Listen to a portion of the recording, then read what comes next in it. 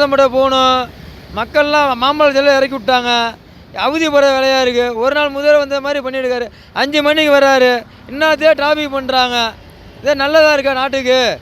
நீங்கள் தான் இப்போ சொல்லணும், நல்லதாக காட்டணும். நாங்கள் துறையூர்லேருந்து வரோம். சோம்பரத்தில் சொந்தக்காரன் வீட்டுக்கு போகிறோம்.